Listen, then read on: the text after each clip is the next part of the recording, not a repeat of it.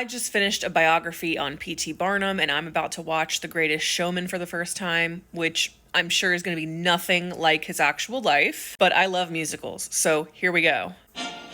I already had to pause, and I'm a minute and 30 seconds in. This is not white enough already. It's giving Hamilton.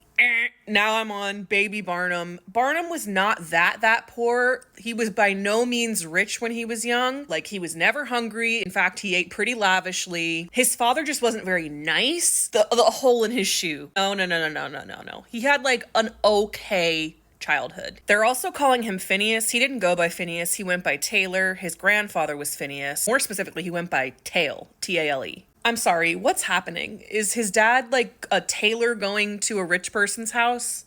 His dad wasn't a tailor. They owned the general store in town. And in this story, his dad is going to Charity's house because she's the rich person. Charity worked at another general store and they did not know each other as children. Like, they met around the time that they got married. Okay, his dad did die when he was like kind of young, but I think he was 16. And he was not an orphan on the street who had to steal bread. He was in his hometown that he had lived in since birth, a tiny hometown where everyone knew him. Like, if he wanted bread, he could just be like, hey, Mrs. Jones, can I have a piece of bread? And she'd be like, yeah, sure, Taylor. It's so interesting, the things that Hollywood thinks people want to see. Like, why would his real actual life not be watchable? Why are we exaggerating it like this? He does not go to work on the railroad at like 12 and then come back when he's 46. Or maybe Hugh Jackman is supposed to be like 20. I don't know. But regardless, Barnum was almost always self-employed. And this whole thing of like Charity's dad doesn't think Barnum's good enough.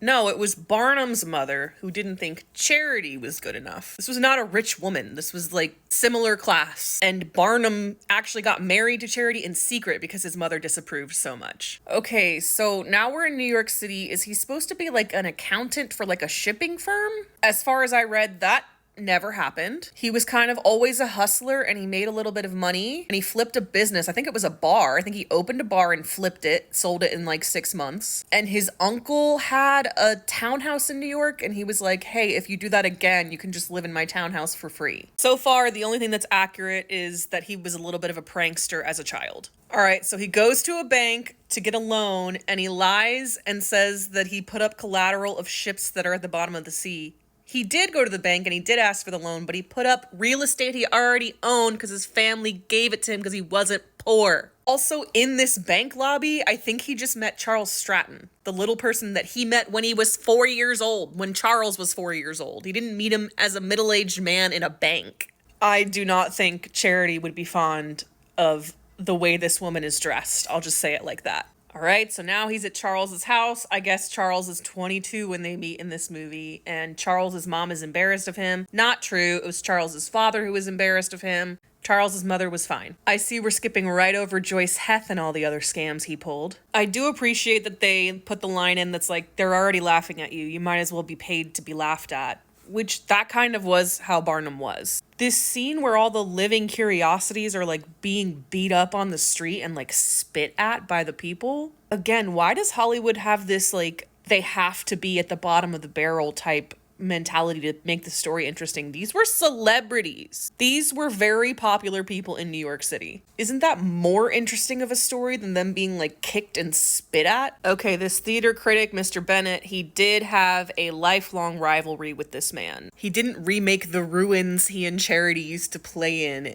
as a new mansion for her. He built a giant Turkish-style mansion in the middle of Bridgeport, Connecticut called Iranistan. It was lavish, it was ridiculous, it had nothing to do with Charity. Okay, and now they're like picketing outside of his museum? If that happened, I didn't read about it. Queen Victoria did not invite Barnum to Buckingham Palace. He had to beg his way into that palace. And he did not bring his whole circus troupe, he only brought Charles. Love the casting for Miss Lind, but Barnum didn't meet her until he had already paid for her to come perform in America. He met her in New York City when she was arriving. He did take out hefty loans to cover the Jenny Lind tour, though. That's true. Okay, now you're starting to piss me off. Jenny Lind did not weirdly serenade Barnum. They were not interested in each other. Everyone in the world wanted to date Jenny Lind. Hans Christian Andersen wrote 2 stories about Jenny, and she didn't want any of them, let alone Barnum. Jenny had her lawyers on his but if anything, ridiculous. The kiss on stage in front of the photographers, in front of everyone?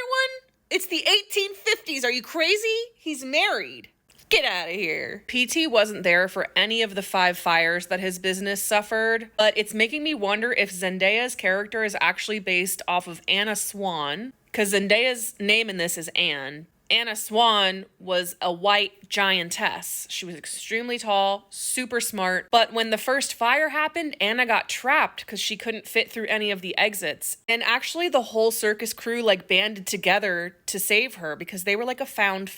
And it seems like Zac Efron's character might be a combination of 2 dudes. One was named Edwin Forrest. He was a famous actor and he got Barnum a lot of connections. They were friends. And Barnum's son-in-law, Samuel H. Hurd, who married his daughter Helen. And Samuel H. Hurd did run back into a fire to save both Cash and several people. The scene where Charity sees the kiss on the newspaper and she runs out and says the bank called. So Barnum did go bankrupt, but it wasn't from the fire or the Jenny Lind tour. It was from a bad real estate deal and a deal that he had with a clockmaker. I'll have to make a separate video about it because it's kind of complicated. And the scene where Charles Stratton comes into the bar and Barnum's all sad and broke. Charles did help Barnum when he was bankrupt, and it deserves a second video as well because he gave Barnum money and notoriety again. The way it ends with him quitting show business to watch his little girls grow up. That man didn't stop working until he was